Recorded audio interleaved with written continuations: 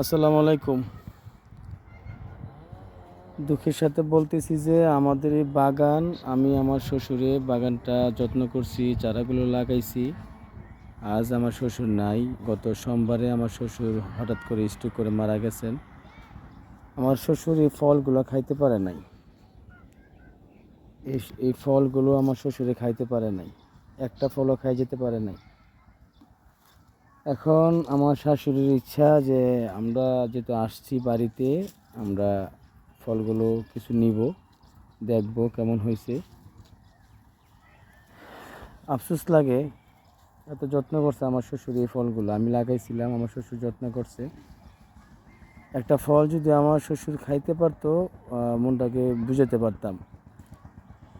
এখন খুব কষ্ট লাগতেছে আমার শ্বশুরের জন্য যে একটা ফল উনি খাইতে পারে নাই। অনেকগুলো ফল, একটু পিছনের ক্যামেরাতে দেখাইতেছি।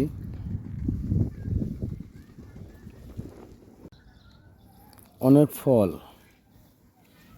গত আগের সপ্তাহে আমি আমার শ্বশুর এসে ভিডিও করছিলাম, অনেকগুলো হয়েছে, মোটামুটি 10-12 কেজি হবে। 10-12 কেজি হবে দুইটা গাছে। কত কথা বলছিলাম আমি আমার শ্বশুরের ফল নিয়ে বাণিজ্য করার জন্য, কিন্তু আফসোস আজকে আমার শ্বশুরে নাই। একটা গাছ আর এই দুইটার মধ্যে মোটামুটি 10-12 কেজি ফল হবে। একটা ফল আমার শ্বশুর খাইতে পারে নাই। তো আমার শ্বশুরের জন্য সবাই দোয়া করবেন, আমার শ্বশুরের যেন আল্লাহ ব্যস্ত নসিব করে। আসসালামু আলাইকুম। বিসমিল্লাহ। ফলগুলো পারতেছি।